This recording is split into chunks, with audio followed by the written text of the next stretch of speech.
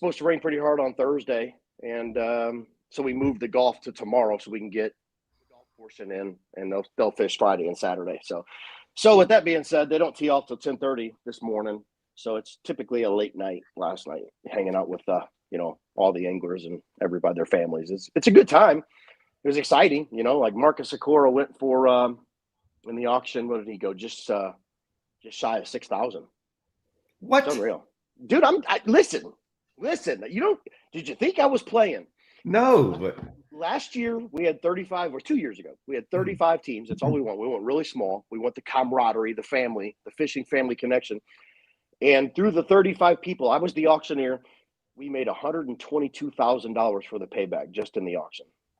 Marcus went for 8,000. Mark Weesey, one of the big names over here in the Ozarks area, went for 9,000. Yeah, I know all those guys. Yeah, it's crazy. Roger Fitz always goes for 5 or 6.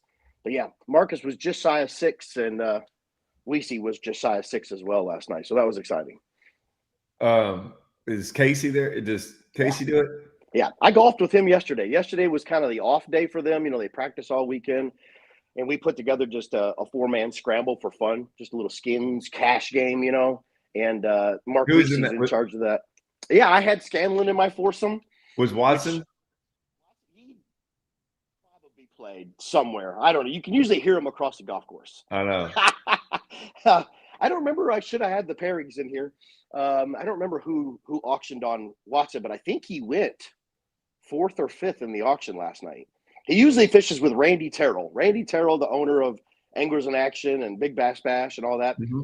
He usually goes for Randy. But some other cat jumped in there early and got worldwide pretty quick. It was pretty cool. Good time, though, last night. Man, there's some great names in this thing. Some local hammers, of course, but then even like Drew Gill fished it last year. He couldn't fish this year. He had something with his family going on. But Michael Harlan. Isn't he fishing the team stuff right now? That's what it is. Sorry. Yeah, that's right. As I talked to him at the Toyota and asked him, hey, well, I'll see you in a couple of weeks. And, unfortunately, no. But no, we have some big names, and there's some big names talked for next year. Like, not the bag, but I know they've mentioned the name Zona, Jason Christie. Zach Burgess wanted to be here every year, but, he's got that amazing, what does he call it, militia fowl or something like that. That duck property that he does. And, right now he's in the prime of his earning period, if you will. So he just couldn't make it. But there's big talks for next year going forward of moving it earlier, outside of, before deer season, before duck season, so these guys can come and be here. Somebody like you. I mean, you need to be here. I've never, when Watson called me up the other day and we were talking about it, and I was like, yeah, I think they had talked to me about it years ago, but it was kind of, I didn't really know much about it. And then he explained a lot. And then randomly me and you talked and you told me about it. And I'm like, all right, like I'm down for it. I mean, I didn't know much about it. I'm going to go up there and be last. And, dude, listen, those are the kind of, you want to talk about being nervous. Those things are what would drive me like nervous as could be. Why? Just because like, we'll start the bidding off at this. And then it's like, all right, well, let's yeah. So as this year I didn't have to be, though. I shouldn't say I didn't have to be. They actually had a real auctioneer here this year. And I feel horrible. The years I was doing it, I'm getting numbers, I'm trying to raise the payout because it all goes back to the anglers. And I get there and sold. Here we go, Marcus Sikora going for $8,000. And then I feel horrible. that I worked that number up so high. And then when they don't do so well, I have to go to that amateur that put all that money up. I'm like, man, I'm so sorry. I feel terrible. So yeah, I feel you. These kind of deals, when that auction starts up, we had about 10 or 11 first timers here this week. And I tell them, prepare yourself, dig deep, because there's tons and tons of paybacks. We pay back first, second, and third every day of competition. So even if you're out of it on day one, there's still 5,000, 3,000, 2,000 for day 2 and day 3. It's 15,000 guaranteed for first place overall, 10 second, third, fourth, and so on. There's so many ways to make money. So the the auction brings in a ton of money so we can pay back more places for the overall. And typically we get down to about 10th place. And again, there's only 35 boats. In the golfing, is you golf with the guy who? Yeah. So the amateurs come in and they have an entry fee of $1,200. The pros come in on an invite and are free. So that's how you get that. So then we do the auction and we pair up. I'm just going to use it again. Marcus Sikora with John Smith. That's a partner. But on the golf day, we're here at amazing old Kinderhook Resort on the golf course grounds. And the golf course supplies us with 18 regional pros, like pretty big name guys in the area. And we randomly draw who goes with that fishing pairing. And now it's a three-man scramble. Okay. A birdie gives them a pound, half a pound. So, and then at the end of the day, I'm going to do a weigh-in just like I would instead of bringing me a bag of fish or bringing me your golf scorecard. Right. And it'll be calculated in pounds. So pretty stinking cool, man. And then we're going to fish for 2 days and accumulative weight. And this is the 10th year. 10th year we've done it. It's phenomenal. All right. Well, I mean, give me a date. I'm in. You missed out on the Ultimate Angler. I watched that show with Ish. And you missed out on that because it was, like you guys said, man, it just seemed too good to be true. But it was real. And this is too. This is legit. So the problem with the Ultimate Angler thing, it wasn't a problem. It was just our first 2 events of the Toyotas were so early. Yeah. In our division that, I mean, I wanted to say even next year, ours, I haven't looked at, I think ours might be the first one. And so the first one came around, I think I finished 12th or 14th, I can't, something like that. And then the second one, I finished 4th. And, Cody Ross made it. I wonder if he made it from that tournament because he finished second in that event. Yeah. So I might not even have made it, even if I'd have got, I don't know about the first one. Did Brody win that one? Brody Campbell? Brody won the January 25th, I think it was. I think so, yes. Yeah. I remember that. Yeah, that was early, so it was hard to probably deal. Yeah, I mean, it didn't really I don't know. Like I said, we've been around for a long time, and you hear about these things, and you just kind of wonder what this is, and they kind of have this like team tournament going on too. This dual threat, is it? Yeah, the dual threat thing, and everyone's like, "Why aren't you getting in that thing?" And I'm like, man, we've just done so many tournaments in our lifetime. And it's not their fault or anyone else's fault, but being established is one thing. And then that first year is always kind of whatever. Sometimes we like to see how they go, but we've helped a lot of tournaments like get started and things like that. And we always tell them like, there's some things that you can't do. Mm-hmm. And one is like, and y'all, like everything I say, you should be shaking your head. Like you never want to change dates. You never want to change venues. And so when you come out with something saying we're going to have, I think they came out and like, we're going to have them in Texas, Louisiana, and all these states. And then months later you look up and the schedule doesn't look like anything like that. And then, and then it just kind of, and there's so many people that are like, hey, the guy running it's a great guy and this and that. Like, we're not saying that. It's just tournaments have a lot of times one chance to make it right. Yeah. Now, if you get the first year out of the way and it like the ultimate angler thing can do whatever they want to now. Sure. Yeah, they've set the bar and they're in the game. Correct. Success. So they did a great job of that. So once you do that, you can kind of do whatever you want to do. But that first year, but I mean, they only have one tournament. I mean, they had one tournament to like put everything in there, which I know, I just know, I've talked to way too many of y'all of like scheduling is so hard for y'all. Mm-hmm. Is it not? Absolutely, man. It's the hardest part of what we do is just making it fit, So yeah, it's brutal. And we're our own worst enemy. we get it. We try to work with other organizations and other tournament trails, but we do our best. But there sometimes becomes a line, like the Ozark Mountain Team Trail. Yeah, they're a pretty big deal over here, but man, somebody's going to have to take a hit because we don't want to step on our Oki or the Toyota Series or the Right. Invitationals Pro Circuit, college. So sometimes we're our own worst enemies, just double booking on things. But you're right, it's difficult. And I mean, BFLs never go on top of Toyotas in those areas and things like that. And we got, I mean, you want to talk about trails down here in Texas. Yeah. We got, we got Bass Champs, Texas Team Trail, TTO. We had the Brandon Bell. We had all these things.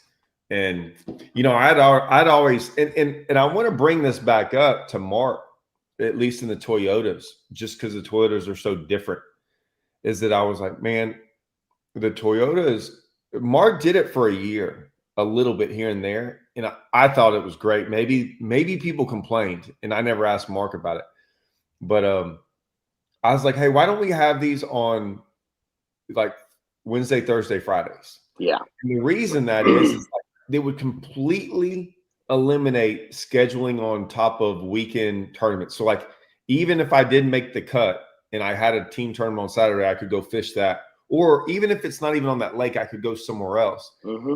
And because we got, I mean, I'm sure Mark's told you about the Texoma high school event where we had that Texoma event and the first 2 days got canceled because of high winds. Yeah, I remember that. And then it was like we were on, and then everyone fished on the final day of a high school event, like 200. It was a cluster, and it wasn't their fault. And those guys were mad, and we weren't happy. Like no one was happy, and understandably. And I was going, we're already here. Right. Like everyone fishes is here on a Wednesday, anyways. Almost 90% of the guys, I don't know everyone, but almost everyone I know is fishing from Monday on. Yeah. And then it was, and someone asked me like, hey, do you like the 1 day? I know there's some problems with this, but like, even if you had like, hey guys, it's Wednesday through Friday, but if something, because like someone asked me about the off day deal, do you like it? I'm like, man, if you could do the off day deal and put on there, hey, the off day is optional. And they're like, what do you mean? I'm like, well, optional is not the right word, but if you've got a tournament and you look up and it's like a northerner's coming through on a Saturday and it's going to blow 80. And it's like, hey guys, we know it's coming, right? We're going to start this thing on a Wednesday. Use the flexible day. Yeah, because you can't go on a Sunday, right? You can't do the next. So it's like you would have that to where if there was a chance where you could see days ahead of like something kind of bad happening, you're like, hey guys, we're going to start this on a Wednesday. That way everyone gets to, and because, and I brought that up because the Opens last year, my buddy Blake and some of them and the Toyotas, I don't know if it happened too much in the Toyotas, but like they fished half their events where they fished 1 day. I know it. They had the worst luck. Yeah, I know. No, it's not their fault. Like I agree with them doing it. Right. It was tough. And Mark and I both, when I did the Western Toyota Series, I did all of mine except one midweek, Wednesday, Thursday, Friday. The problem, and you wonder why he can't do it every time. Mark wants to, because we know, just like absolutely, Mark wants it as well. Like you said, we're all there anyway, not just us, but the anglers are there anyway. Let's get this thing started. And plus, if someone does have a long drive, they've got Saturday. Yeah. Saturday, get home. They can spend Sunday with their family, recoup, go back to work on Monday. A lot of the reason that we get such kickback on it, we don't from the pros. We do from the coves. Because a lot of those don't come down in practice. And so by doing Wednesday, Thursday, Friday, they're killing in the meetings on Tuesday. Now they're pretty much killing a whole week's vacation to go from their work, as opposed to, just missing half the week, Wednesday, Thursday, Friday. I know, man. I'm one of those guys that's like,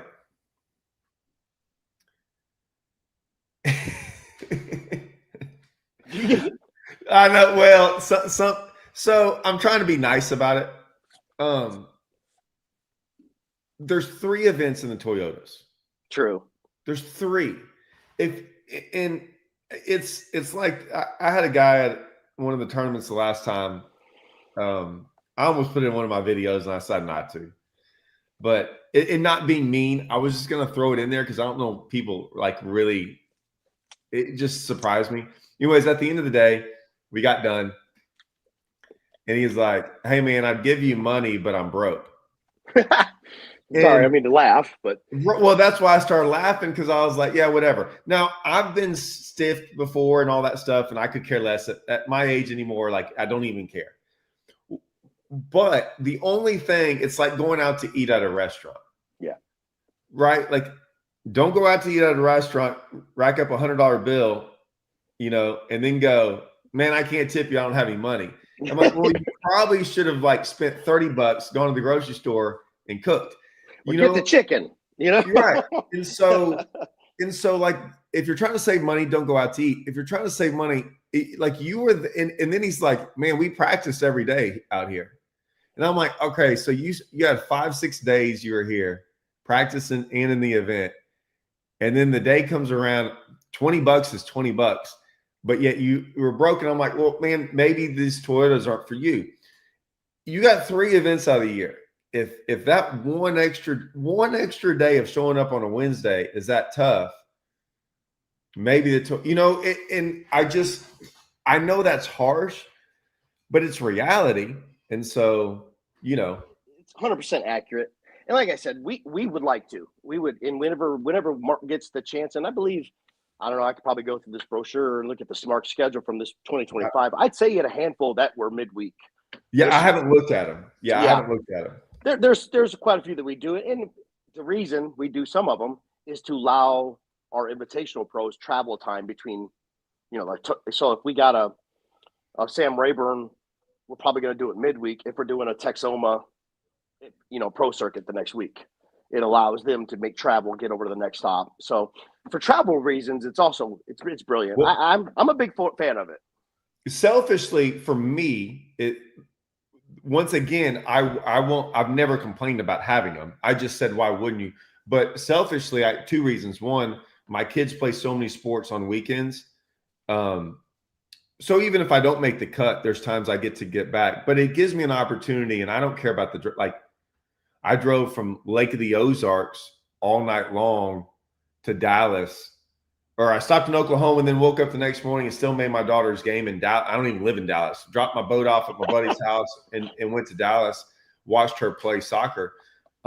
There's that, and the fact of, I fish a lot of team events. And so trying to make championships and stuff, it's like, that's awesome too. Like I said, sure. I'm already there. And then it's like, hey, even if I make the cut now, I might have missed practice, but I'll be there for the event. So, yeah. You're usually with a team partner that's pretty stinking good as well. Yeah. So he's getting older now. So he doesn't fish as much of the, he's not worried about making championships. So he'll kind of do what's good for his schedule. He won't he's like, man, hey, I'll sit around and fish this event. And if you can make it, but I don't miss too many from Toyotas. It's very stressful every year when all the schedules come out and I got to all place them all together. And I'm like, how many are going to conflict? And 9 times out of 10, this year was kind of tough. I wasn't happy about I was wanting to fish some of the opens. I don't know if I was going to fish all of them, but the 2 main opens were on Rayburn and Grand. Yeah. And then the Toyotas are on Rayburn and Grand. They're not conflict, but the opens, you can't be on the water a month. And they off limits dates, man. It kills everybody. I don't mind the off limits dates, but I was like, man, they did it it's like someone looked at the calendar and go, hey, because so many of the open guys fish the Toyotas. Those are the kind of, you know what I'm saying? That's the level that kind of fishes them to a degree. Yeah. Yeah. That's that caliber angler. Yeah. Well, yeah, I hate the off limits, and we don't have them, but they do, and that's their, great. Well, but I can go into why I like it. Yeah, you want to go down that road, or you want to move on? It's the topic we're about to be on. It relates to it a little bit, but the off limits. I mean, I didn't really care about the guys spending 2 to 3 weeks on a lake. I mean, if that's what they want to do, by all means. Like most of like the guys I know, like some of the top tier guys, like Livisy's like that, Hackney, like we all talk about, like 4 days is like max. Like even Livesey at Grand, he called me up. I'm like, "Are you driving?" He said, "Yeah, but I'm not going up there yet."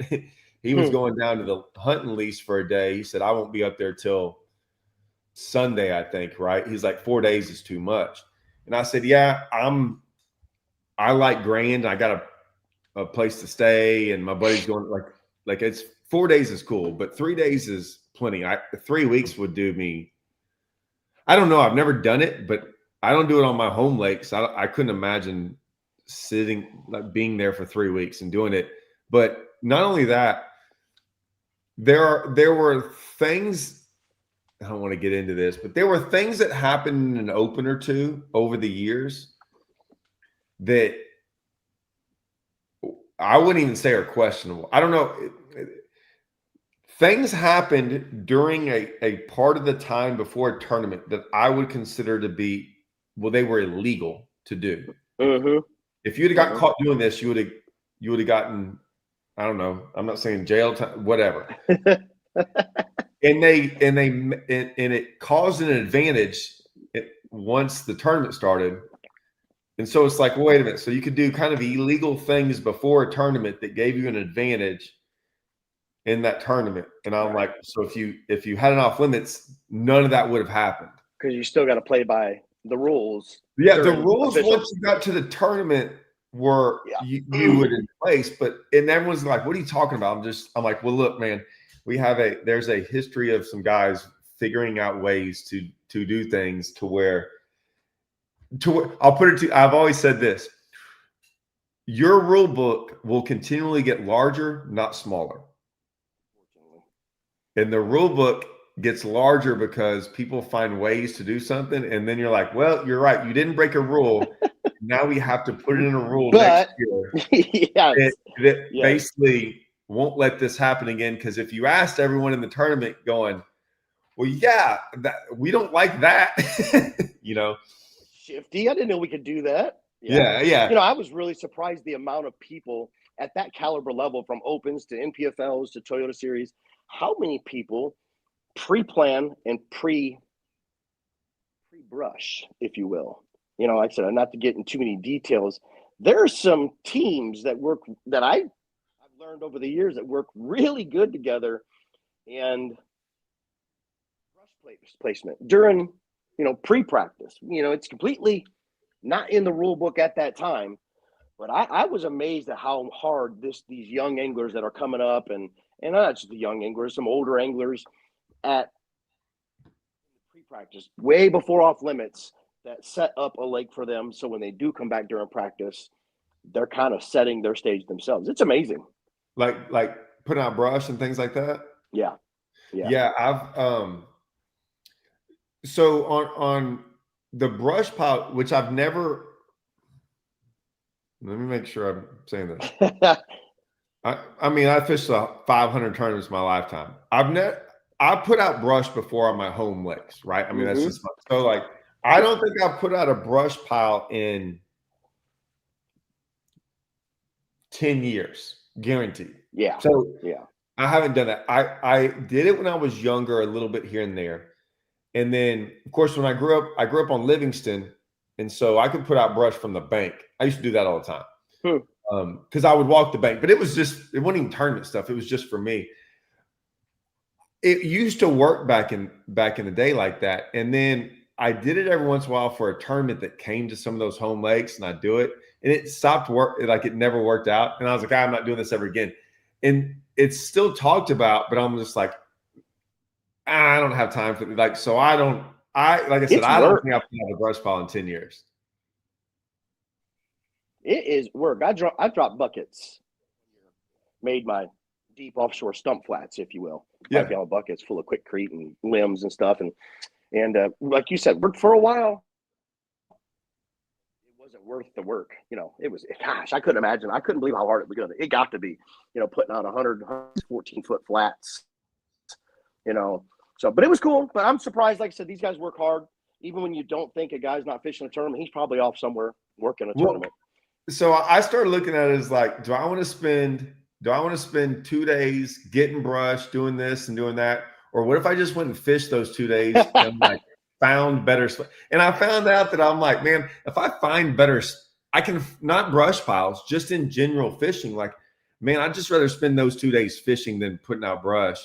And yeah, I don't know. I'm sure let me tell you something. Does it work? Yeah, there are times I wish I had, but I'm not doing that anymore.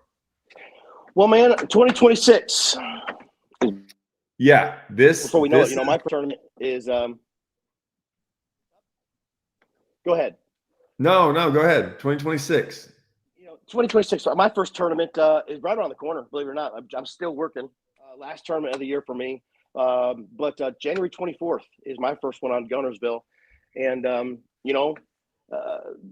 the sport is extremely divided. But as we talked the other day briefly, the little flyer deal that we put out the other day kind of answered a lot of questions that will hopefully smooth over a little bit of 2026. Maybe not to be so divided, but we did meet on Monday morning, this past Monday, like we do every Monday.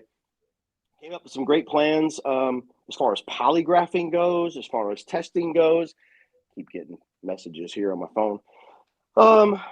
That we're jacked. We're excited. We're, as always, to start a new season with a kind of a new set of brochures, a new set of rules. It's kind of fun. I'm looking forward to it.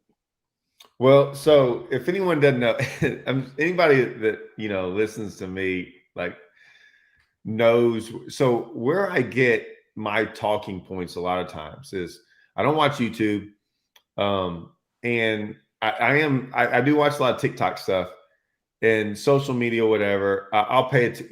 I realize I don't follow very many people, and just because one of those deals where when I set it up the first time, I never went back and followed more people. I don't know. So, anyways, I saw that deal, and I do, but there's still stuff like that I don't follow, and it still posts. I'm sure I follow MLF. I'm not sure, but MLF came out and it had the brochure.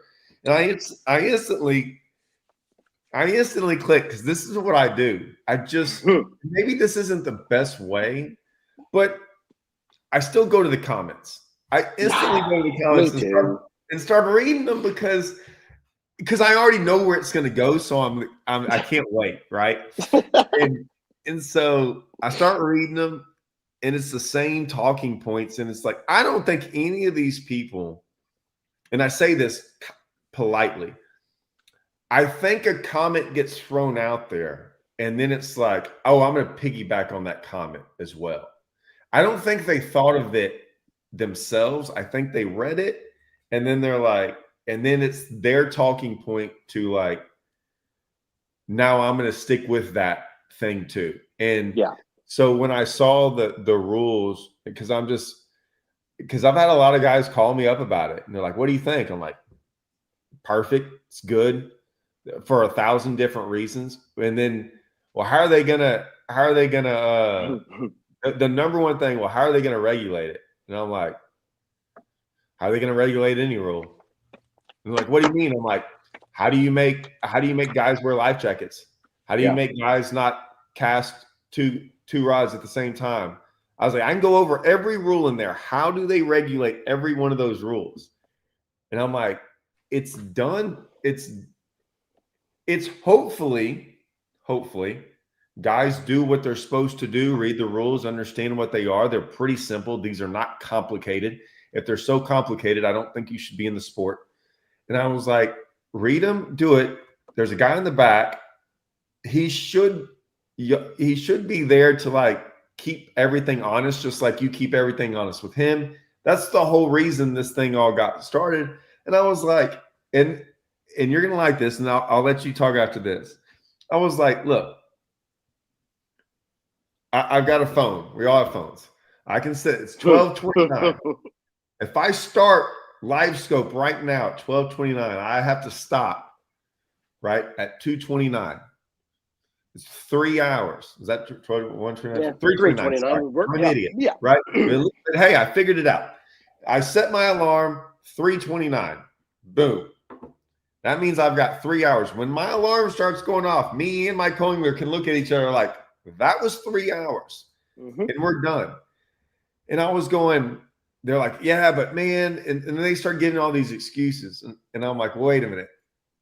You figured out how to put forward-facing sonar on your boat, go through all the freaking settings, do everything there is, which is not exactly easy. You figured out how to catch a fish off of live scope, like something that took you hours, and you can't figure out how to use your alarm. Like, come on, man. Like, you can't give me those excuses. Yeah. And you know what? There's two people in the boat. So if for some crazy reason you're still in that flip phone stage of your life, the dude behind you probably has a timer, or something, some way of a countdown, like you said, or yeah, it's exactly what you said, man. So many people want to make it more than what it is. Rules are put in place on every tournament trail, no matter, like you said, if it's from fishing from an elevated platform when you're not supposed to be, or catching a bedding fish and not showing your partner that it was snagged in the side or hooked in the 100%. mouth. I've been saying, back in the day, and I doubt you fished this far back, but when I was like 12 and 13, 14, I'm 50 now. But when I was young, my dad fished Midwest bass and Operation Bass way back in the day. And of course, as we all know, everybody was 2 boats per boat. They flipped a coin and whose boat they went fishing in, and that was it.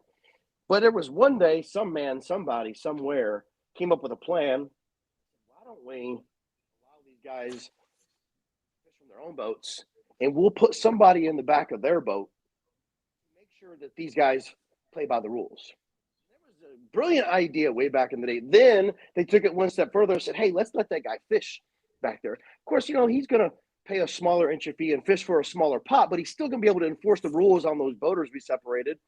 And now he can kind of be doing something while he's back there marshaling or being an official for that boater. People have lost sight. That was the whole purpose of this pro-am game, to grow the sport, but as well as police it from within. And if you get these cats that say, well, yeah, my alarm went off, but I mean, who's to say he's not going to go up there and turn his forward-facing sonar back on? So now we're talking in hypothetically cheaters. Yeah. Intentional cheaters. Yeah, so exactly. That's where we're going now. We know we're going to have some cheaters. So, no, it's I know, man, it's integrity. It's the sport. Hey, don't tell the tournament director, but this off limits cove up here that we're not allowed to go into here at Lake of the Ozarks, PB2 is full of them. Just don't tell them we're going to slide in there, catch quick limit, and get out. It is no different, and that's when simple phone call. Simple phone call that it's not going to be your job to get into an argument or get in a fight or bicker with your boater or pro. Call me. So I will say this. I try to talk about stuff in a way that, like, the reality of things. There is no doubt. I don't care how old you are, how big you are, how much you think. It sucks to get into a disagreement of some sort or whatever on a boat with a stranger. It is. I don't like. It is not. It is awkward. It's not fun and stuff like that. I don't blame any co-angler that's like, I don't want to cause trouble. I don't want to, like, I agree with you. Now, that being said, what you just said is great advice, and be like, guys, look, you can say something to them on the boat. Hey, I don't think I think the 3 hours is up. And if he says anything else, fine. Don't say another word. Yeah. Do whatever you want to do as a co-angler. Get off the water, shake his hand, get all your stuff out, walk up to the tournament director after, or, sometime that day and go, hey, this is what happened. I wasn't going to get into it. And that is. Now, that is not exactly always easy for guys to do. I understand that. No. The second thing is I have also seen in this sport, and this is wild to me, that by doing that, you can be ostracized by certain people.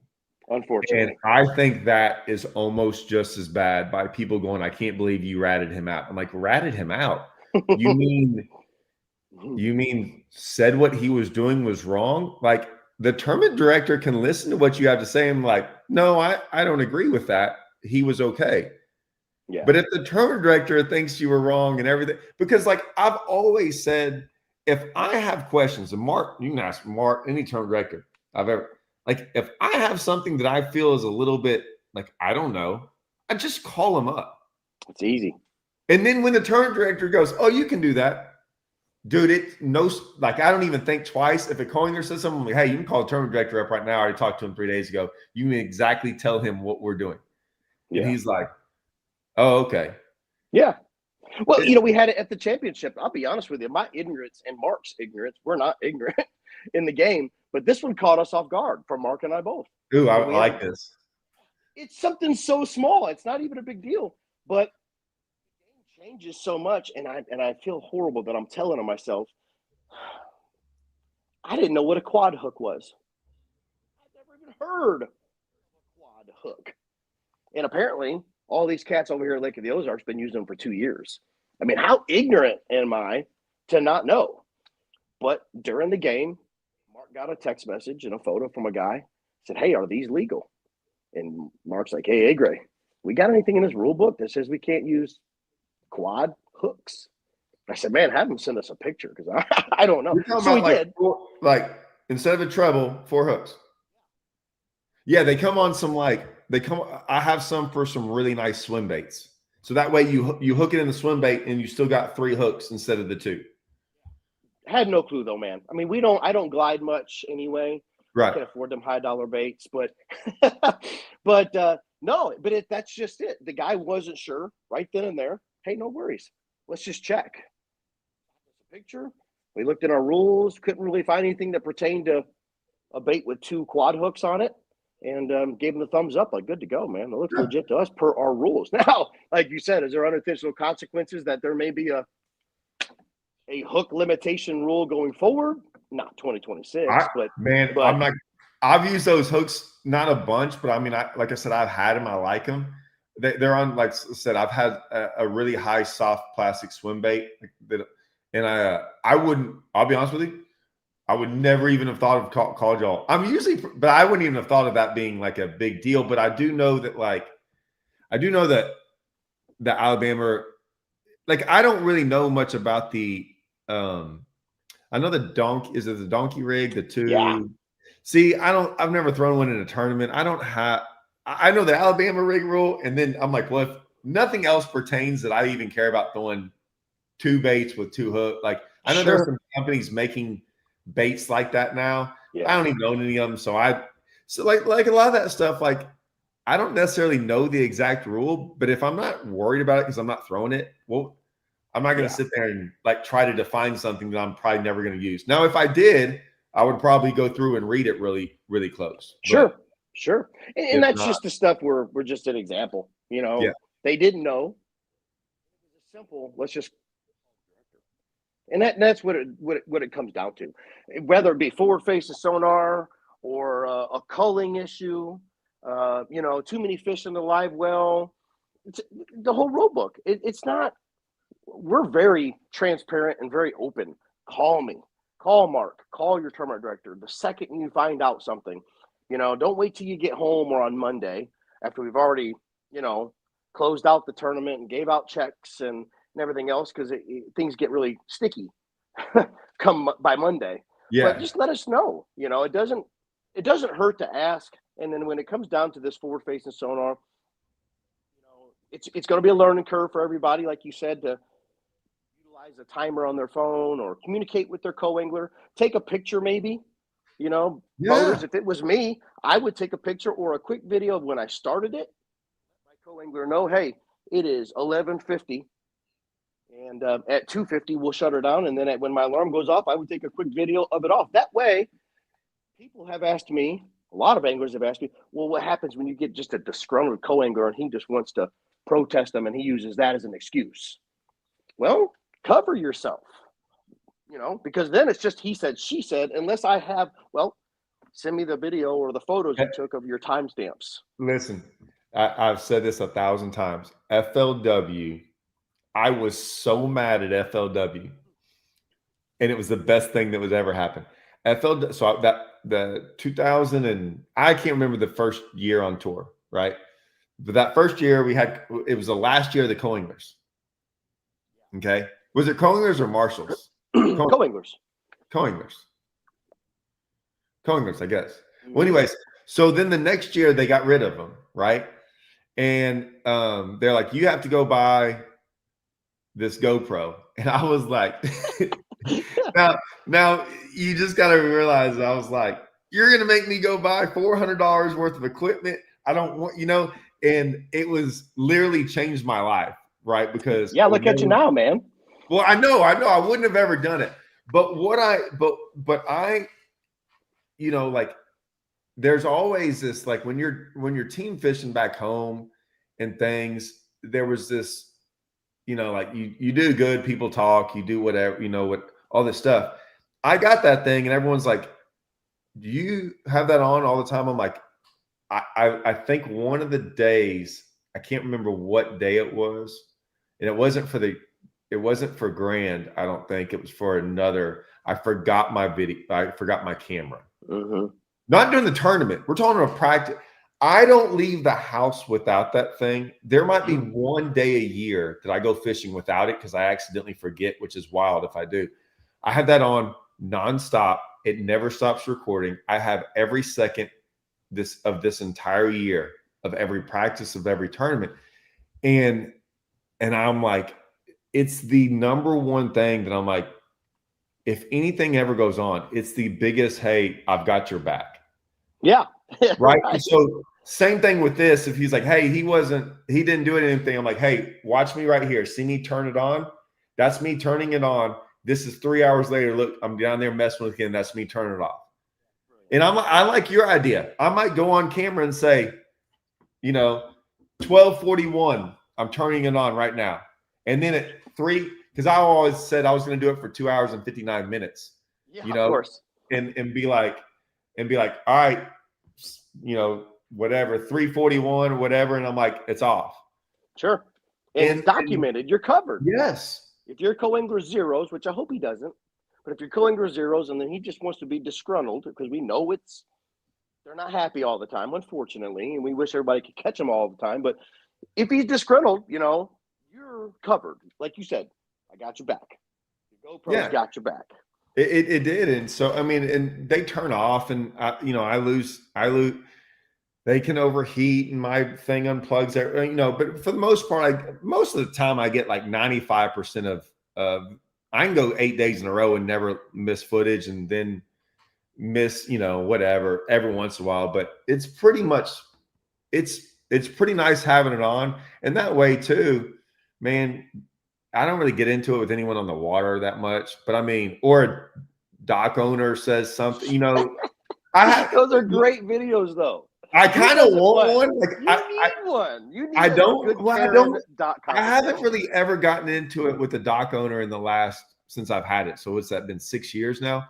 Every dock owner I've ever come in contact with has been super awesome and nice. Unfortunately, I can never get into one. I'm looking for one. Yeah, well, I did probably when I was younger, but like now I think those people know not to Everybody's got cameras. Most of the time, everyone here lately, I say it's been like the last 3 years, everyone's been pretty cool on the water. Have you seen those ones where those ladies literally jump in the water? Yeah, that's what I want. That's what I want. Because I'll put it this way. Every once in a while, people handle it a certain way. And I just, my wife wouldn't be happy with how I handled it, but I'm very sarcastic, very, very sarcastic, very satire, very whatever. And I'm like, I'm just saying it would go. Me and Watson, I have a Kentucky Lake story that's one of my favorite stories ever. And it was just me being really sarcastic to this guy in a John boat who he trolled so close his line hit my trolling motor. And whatever. Anyways, I said something to him. I was like, "Hey, be careful if you catch a fish, or I don't want you to break off because your line just came across my trolling motor." Well said, right? I see what you did but there. like, I see what you did there. Like, you do realize you trolled so close to me. Your line, I watched his line, and then his bait hit off my trolling motor as he went by, and I was like, I had to say something. Yeah. And it was just, I mean, it made my day. I was having a bad day on Kentucky Lake, and I cracked up laughing after our whole conversation. He was so mad. He was mad because I kept on calling him dude. It was just it was like the dumbest, most redneck conversation I've ever had with someone. And Watson loves the story. But anyways, it'll happen. Mm-hmm. So yeah, technology like GoPros, these crazy. I mean, I'm sitting right now. I'm traveling, so I didn't bring my computers and everything. I mean, the technology is amazing. I'm sitting here on my phone, talking with you live.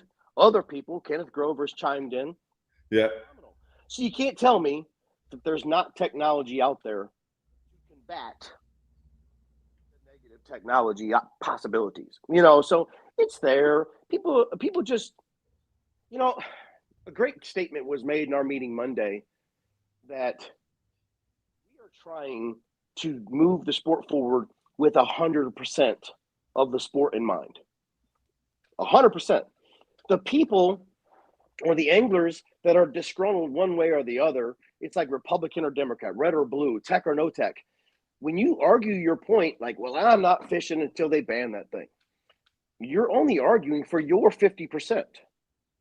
You're just, there's no flexibility, unfortunately, with some anglers. They don't want to be flexible. So like I said, we are actually trying for 100% of the anglers by doing the 3-hour deal. How we came up with the 3 hours was, originally it was 4 hours. It was going to be 4 hours on, 4 hours off. But we truly felt that some of people like my dad that will not use forward-facing sonar doesn't want to. He's 72. He still loves to fish tournaments, but he feels he can compete with 5 hours fishing his way against a guy that's staring at him for 3 hours his way. 4 and 4 just probably wasn't level. It probably didn't level the playing field as much. So 3 and 5 felt a little more comfortable. I liked it. I was all for it. I've been very vocal about the fact of and like I said, I mean, I'm a guy who has adopted it very well. Now, I still very quickly will not, not, I mean, it's always on, but I mean, dude, I just like it all. I can go fishing all out. When I came in fourth, I did catch one sight fishing. But all the rest of them came live scoping, right? Yeah. Yeah. So I don't mind doing it the whole time. That's fine. When I've talked to some of the younger guys, and I say they're younger because they are younger, and maybe I'm older than all of them, whatever. But I get in that weigh-in line now, and they're all really young. When I was 30, there was very few guys under 30 in those weigh-in lines.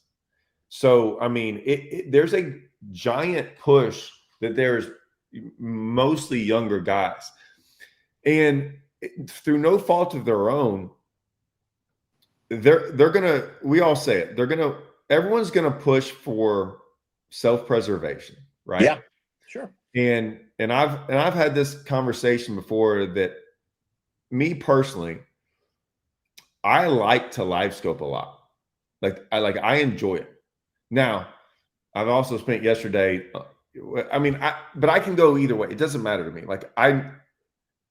I've made my entire career not live scoping. I've never won a tournament live scoping.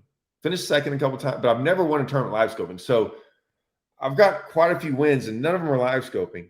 And I always said, if they did away with live scoping, I would probably win more and make more money. Yeah. But I enjoy the live scoping part. So I don't mind. I'm right in the middle of all this. It doesn't bother me. But what I'll say is this, that there is an issue with participation. Now, that's exactly where I was going with this. Yep. Right. And so when he's like, are more people going to fish? Right. I I can't answer that because I don't know what's going to happen next year. But what I'll say is this: me and you've been doing this a long time, so we've seen the highs and lows of participation. There was a giant, massive decrease in participation around 2020, 2021. Mhm. And it's gotten worse almost every year. And this isn't for BFLs, Toyota. It is. I'm saying it's not just for BFLs, Toyotas, Opens. Every team event I fish, there are less people in it now than there were 6, 7 years ago. Yep. You can blame that on live scope. You can blame it on money. You can blame it on all of us old guys are getting old and can't compete. I don't care what you do. Either way, if anyone in the industry just goes, well, it is what it is. We're not going to change anything. And we just hope it miraculously turns around next year.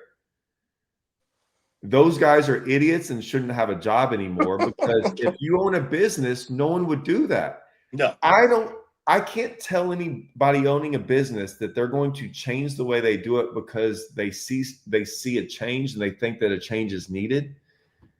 And so I'm just like, guys, hold that pamphlet up. What is that? What does the front cover say? Rules for what?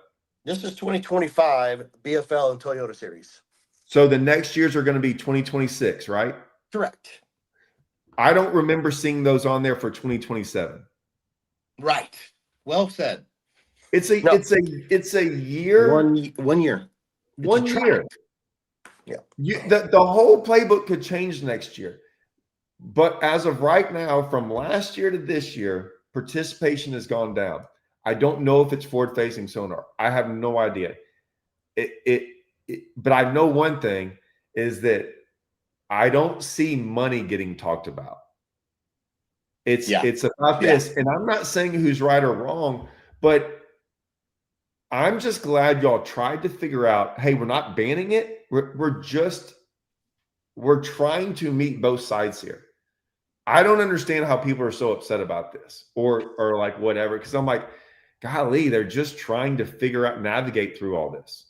Well, like you and I spoke the other day, and well said on all that, because like you said, these rules, this was for last year, and next year's rules brochure, like you said, is for next year, which is different than last year. And then if you went back to the 2024, we're different than 25, and so on and so on, because we constantly have to evolve. As much as the sport is evolving, our rules have to evolve. And that's no different with forward-facing sonar technology or anything else. But like we talked the other day, participation. If people think that the decline is just because of forward-facing sonar, I'd have to say they're probably right and wrong. Economy, tons of stuff, gas prices. Like you said, a lot of the golden age anglers. I mean, look, Skeet Reese just retired. Ike Canelli is talking retirement every other week. It seems like. I love the guy. I hope he fishes forever. But Dickie Newberry. Dickie Newberry we just saw him, and I was standing next to him, like, I've known Dickie forever, and he's like, I don't want to speak for him, but he was like, I think this is my last one. And I was like, man, I don't even know what to say, because I was like, really? And I don't think it was anything bad, I think he's just, a guy who's been doing it for 40 years. He's made his mark. Yes. He's a legend in my book, and probably in everyone's book. Big time. I gave him a big hug at the Toyota Series Championship on day 2, and he just didn't have the bag, that he was carrying. And I gave him a big hug and just told him, I said, dude, you're still my hero and always will be. So he's made his mark. Go and enjoy some time, but participation, it's no secret. You can go on our website and do the math. And I gave you some of these numbers the other day, but for the listeners and viewers, I'll save you a shortcut. I'll give you a shortcut. In 2021, we had 32,000 plus over. I'm afraid to close my app here to pull up my actual spreadsheet, so I remember most of it. I said, all right, bear with me. We're in. Am I? Yeah, we can hear you. Can you hear me? Yeah. Okay, good. I didn't know if I could minimize that and get away with it and still work on my phone at the same time, which we can. So we're in. In 2021, I was wrong. In 2021, we had over 34,000 entries in the BFL and Toyota Series. 34,000. Now that's boaters and co-anglers. That's total entries for the year. You can see a little decline in 2022. It went from 34 plus thousand to 32,100 and change. Then we're going to move down to 2023. It dropped another 2,000. We're at 30,600. But here's where it's at. With forward-facing sonar 100% in the game at the start of 2024, we all knew about it back in the 18, 19, 20. You know, we started talking about it. Let's keep our eye on this. But it was fully engaged in 2024. And the numbers and participation from 2023 went from 30,000 to 24,000. So yes, it was slowly dropping 2,000, and it dropped 6,000 entries in 1 year. Now, move into 2025. 2025 is a wrap. Bottoms, baby. 22,400. So 1, 2, 3, 4. In 5 years, from 2021 to 2025, it has dropped over 12,000 entries in a year. 12,000. So it's 30%. To save you numbers guys a little time, 30% drop in the last 5 years. And I'd have to say, probably because we allow full-blown 100% forward-facing sonar that dictates the outcome of most of our events. So I'm going to close this back up and come back to you. There we go. So just a little food for thought. You know, when you think, well, you know, like the question that's just been asked, do you think our numbers will go up? Like Todd said, I want to answer this. So you had, if you, so Matt and Matt's on my private group. So like this isn't you can tell by how he worded it. It wasn't this like, so you think they're going to go, this is an honest question trying to figure out. And I'm going to answer it this way because I don't know the answer, but I'm going to tell you this. So we ended you said 22,500 for this past year. Yes. This is the bad part, guys. And I'm going to tell you this. If in 2026, 22,500 people show back up, the amount of people that go, hey man, you did these rules and look, no more people showed up. And I'm going to go, yeah, but over 5 to 6 years, it declined every year. This was the first year it didn't decline. Who's the winner? Exactly. Because it took 5 to 6 years for it to go down. It might take 5 or 6 years for it to go back up. I don't know. It might not. You might have 18,000 next year. We don't know, right? I don't think you will. But now, do I think over time, 5 years from now, it might not matter. It might be full on forward facing sonar, the whole thing, because I've thought about this a lot. Forward facing sonar was so good. And when I say this, yesterday I went out there and did a whole bunch of stuff. I got on a group of them yesterday and caught like 40 in like an hour. And, you know, and I was having a blast on, you know, doing whatever. So like I said, I enjoy it. But I think what happens though is that it was so good, right? It's so dominating. It's a credit to what it is. Yeah. And we weren't ready for it. No. And so it did this thing. And I think it will slowly come back to being where 5 years from now, it'll start to even it out. And there might be an influx of so many much younger guys because I always said, yeah, there's more young guys, but there's not enough to replace the older guys. Right. I don't care. Like, look, man, I could care less in 5 years if I'm the only 51-year-old fisherman. Dude, bring it on. Yeah. Right? But this is what I've done my entire life. I've never shied away from this. Okay. I might lose every single event 5 years from now. But dude, that's just what no one can sit there. I talk the way I do because no one can sit there and be like, well, Todd was scared and didn't show up. I show up for never stop fishing. No, you put your time and your W's in. But so I will show up regardless of what happens, because until a point till maybe I'm 70 and I don't feel like doing it anymore. I don't know. But they're eventually, and I hope maybe there'll be twice as many young guys as there ever were old guys. And in 5 years from now, with forward-facing sonar in full-on effect, there's 42,000 fishing BFLs. Like, I'm all for that too. Yeah.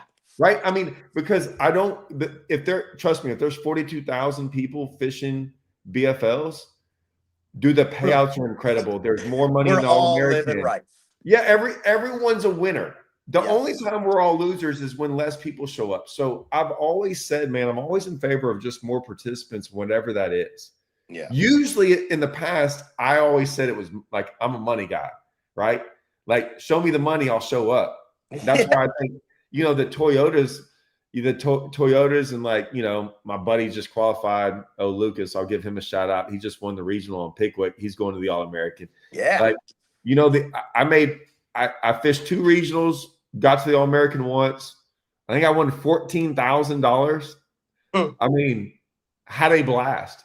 Sure. It was awesome, And so Sikora, it was the one Sikora won. Oh, you couldn't win that one. He had it won in an hour. I know. But I tried. Yeah, you did. So, like, that was when just like, no one's going to talk about the fishing or any of that junk on the Ultimate Angler Championship. You know what everyone talked about? There was a little discussion about no forward-facing sonar, but it was about some guy winning $500,000. I say some guy because it was Tucker, but it was $500,000, and it really wasn't even first place. Like, I didn't really care what Tucker won. I was like, look what second and third and fourth and fifth, and I was like, oh my gosh. Yeah. That's exactly what you said. Show me the money, and we're all living right. Show me the participation.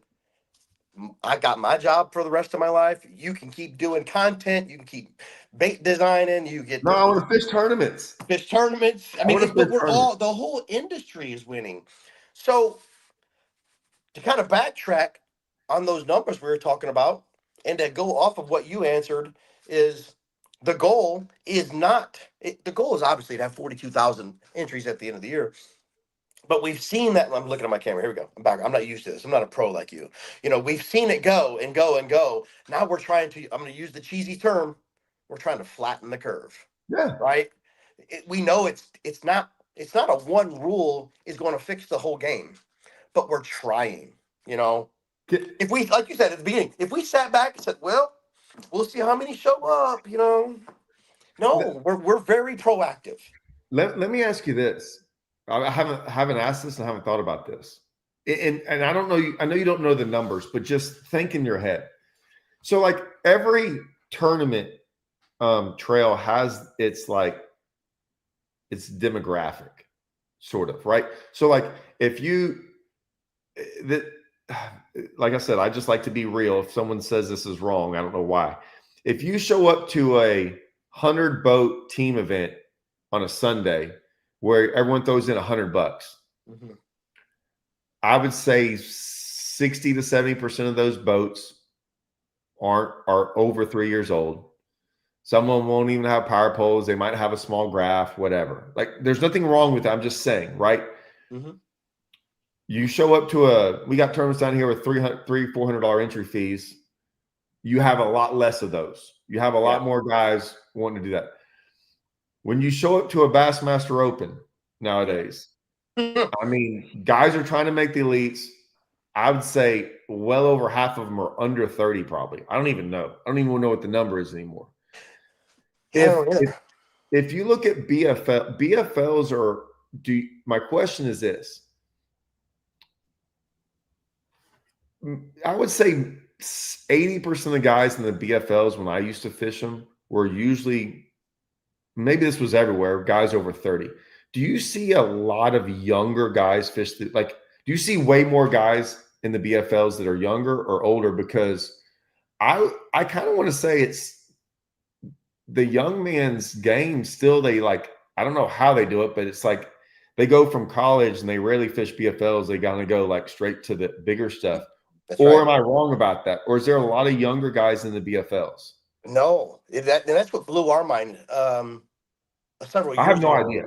Yeah, it's like they go straight from college anymore, straight to the opens, straight from Yeah, college, to the Toyota series or the pro circuit. the circuit, yes. They're literally bypassing the BFLs and the Toyotas. Not so much the Toyotas, but definitely BFLs. Now, th- we do see some. The Yeah, return yeah, on the yeah. high school and college fishing game is there. But I was just going to say that I think I get to answer your question. No, we don't see the big return in the BFL, but we see them in the game. I mean, look at Right. all these young up and comers. We did run a report earlier this year. The average age within BFLs and Toyota series is 36 for us this year, or 2024 was 36.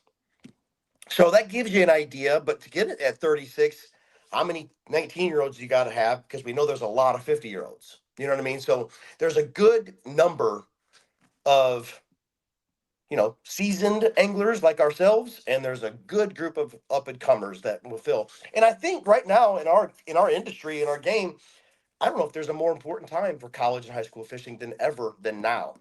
And reason I say that is because our seasoned anglers, our Dickie Newberries, they're moving on to the next phase of their life. And the future of our sport is in high school right now. So in 5 years, when we're hoping for those 42,000 entries, that's the ones we need in the games. Does that mean more forward facing sonar? Does that mean no forward facing sonar? Does that mean different limitations on forward facing sonar? I don't know that. I just know what we're going to try in 2026 that will hopefully appeal to some of those high school, college, and early 20 anglers, but yet still appeal to my dad and some of our seasoned anglers. Yeah. I mean, and like I'm still and I've never apologized for the way I think, and I'm sure it could come across really, really bad towards people. And there's a part of me that really likes to say this, right? Deep down, if my wife was here, she'd be like, don't do it. Don't do it. Don't But do but it. man, listen, I've always been honest. I'm not gonna apologize for it, man. There's so much a part of me that's like, I I took my son out there the other day. We were walking the bank back where we used to fish. Okay. Back where I used to grew up on Livingston. Livingston is like horrible now. And that's where I grew up every day walking the bank, fishing as a kid Yeah. through high school. So it's not like I didn't have all this stuff everyone else had. So I was walking the bank and I'm like, I was just thinking about like everything that I learned and how hard it is now to catch a fish. And my son's not like, he doesn't really care about fishing really. He's sports. I mean, he's just all into sports.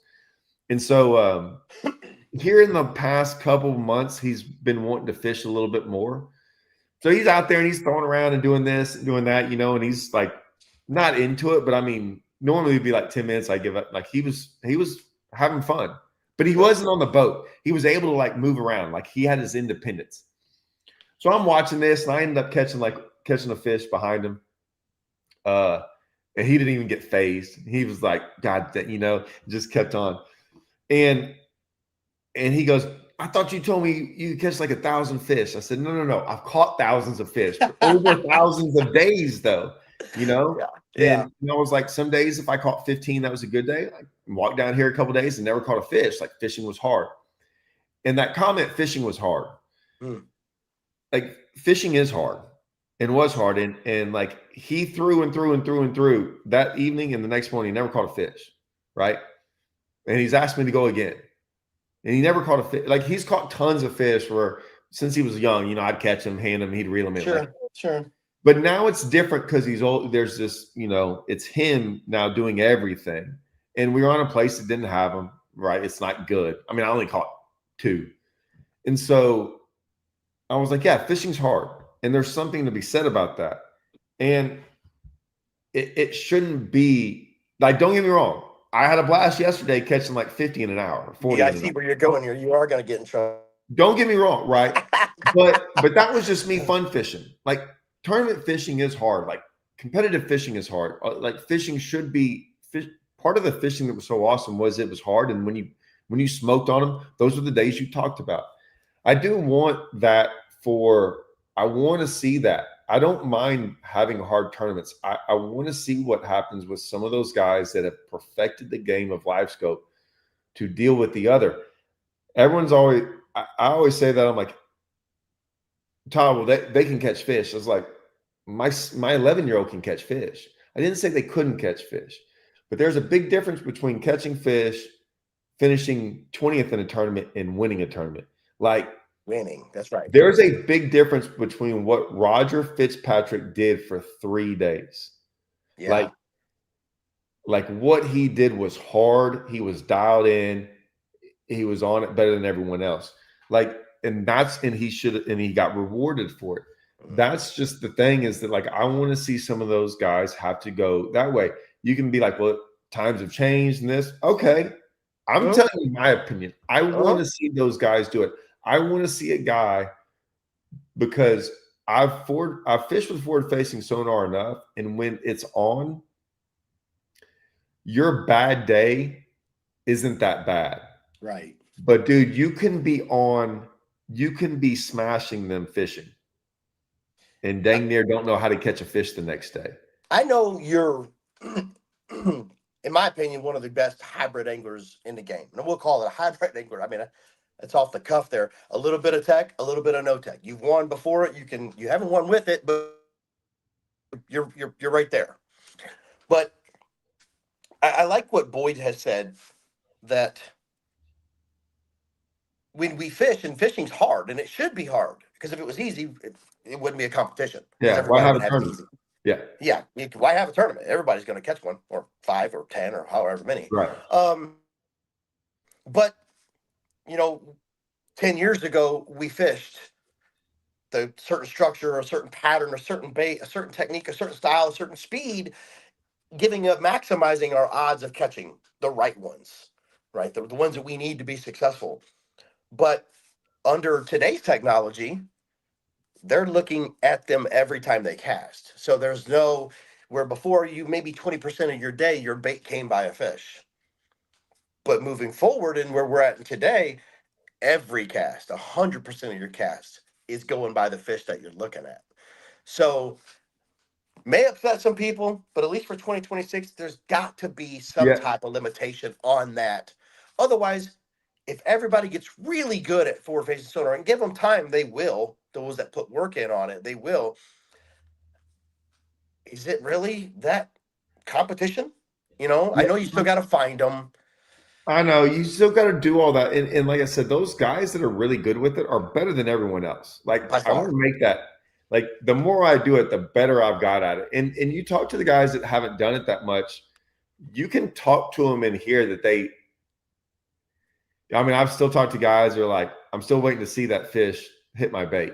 Yeah. And I'm like, oh yeah. Like, because I always talked with sight fishing. I was really good at sight fishing. Still am. Like, I think sight fishing is probably like give me that all the time. We'll see what happens. Right. That's adrenaline when it works out. Yeah. I mean, but I've grown up doing it. And when me and Ish talk about it all the time, like, me and Ish's conversation about sight fishing is nowhere near the conversations I have with anyone else. Me and Russell, but like it's a totally different talk about stuff, and you can hear it when like guys ask questions. I've always said, I think I'm pretty good at live scope, but I know that my conversations with like some of the guys that are the better ones, the Tucker Smiths, the Bank Shot, like Gil, like, they're going to be on a different level on that. Like, and I know that, like, no doubt. I probably can't even have a conversation with it, because I can't even fathom it because they are. I could, but I know I'd be asking some of the questions that they're like, really? That's what you're asking? And I think I'm pretty, like I said, I mean, I probably caught 5,000 fish this year on it, but I still know there's so many different levels to it. But then again, when you talk to Jason Christie or Greg Hackney, Kevin, about fishing, my conversations with them, and I've had quite a few of them, it's fine. Like, I'll put it to you this way, and I don't know how to explain it. The questions Greg Hackney will ask me, have never been asked by other fishermen. Hmm. And if you're thinking that they're so complex, they're not. Sure. It's just if I gave a scenario of how I caught some fish, his first 2 or 3 questions would never be like anyone else's. Everyone else's would be all these like, and his would be so basic, but so important. Like he knew the important question to ask, and it might be a depth thing. It might be something that you were like, that's not. I'm like, yeah, but you didn't ask it. And, right. and, There's a and reason so, he's right. asking that. So Simple. the scenario I painted out, there's 1,000 things in that scenario. He knew 995 of them without ever saying a word. But then he's like, okay, well, what about this? And I would say something. I'm like, yeah, no one else. And I'm thinking to myself, no one asked that. Yeah. Although it's part of it because he already knew the other. He didn't have to ask the other. It didn't even matter to him. He's like, I can figure that out.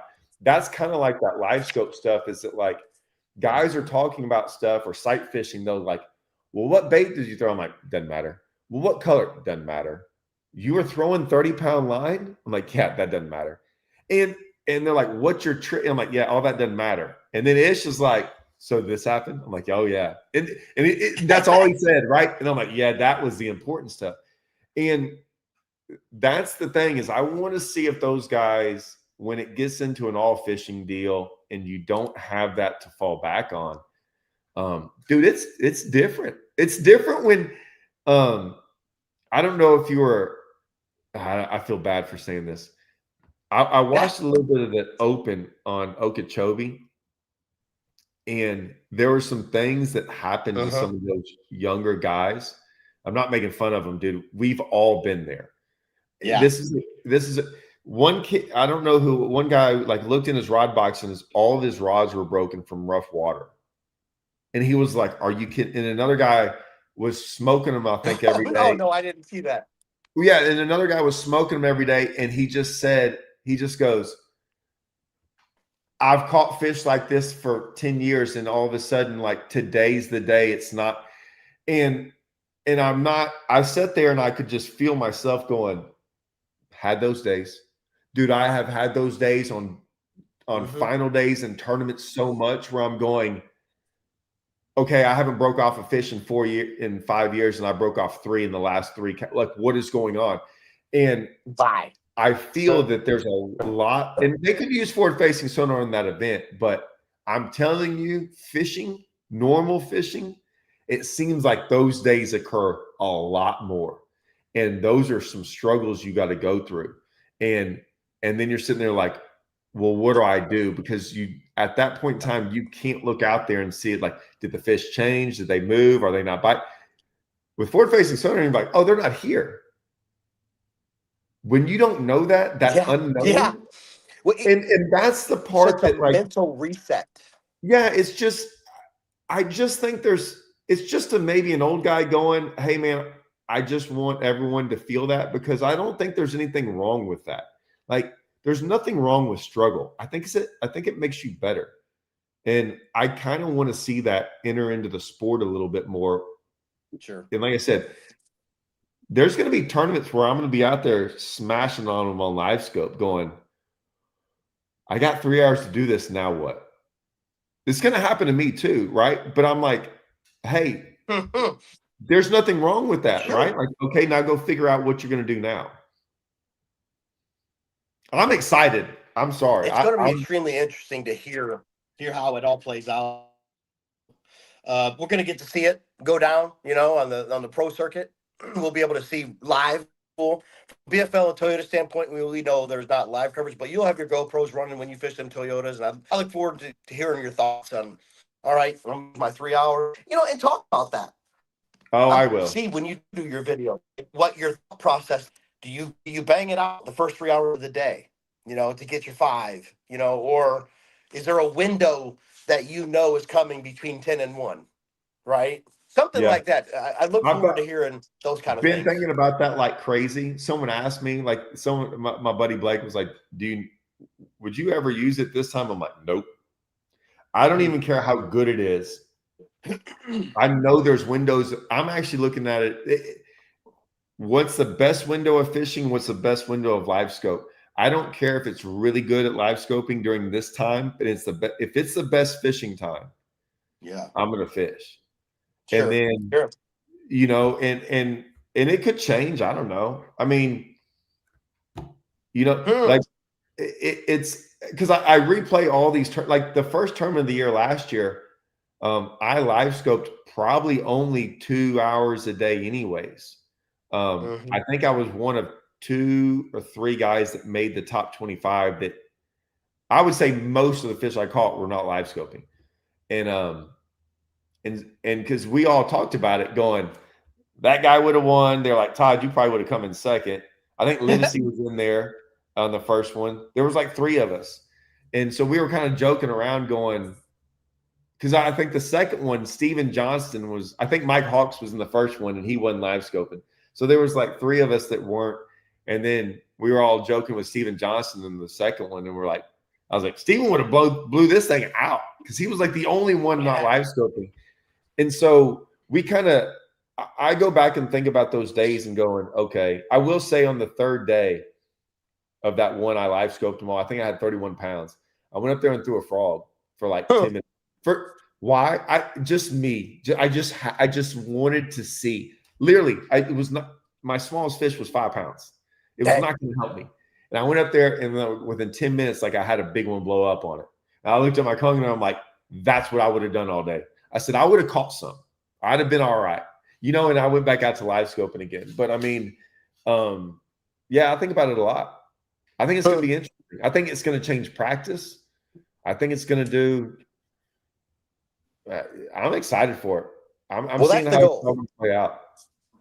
That's the goal. Change, because if we don't change, we no longer exist, and that's in everything.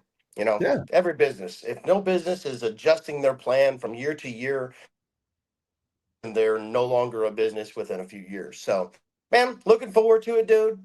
I've got a weigh-in to run here in about an Yeah, hour and go 50 ahead. I minutes. appreciate you doing this. I hope some of these guys look at this. I don't know if any of the guys fishing BFLs or any of that Toyotas. I just hope it kind of like broadens them out that like y'all aren't trying to get them. Y'all aren't trying to do like you're just trying to figure out how to maneuver through next year. It seems like it's a lose-lose situation, but until you try, you'll never Yeah. know. So, till 2026, we'll see. You know. All right. All right, Hey, buddy. by the Thank you way, a ton for always supporting the whole sport, man.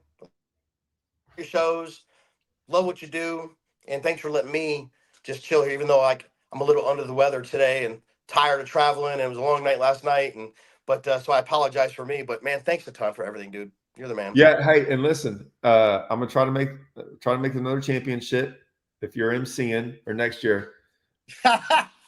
Better introduction. Okay. You know what?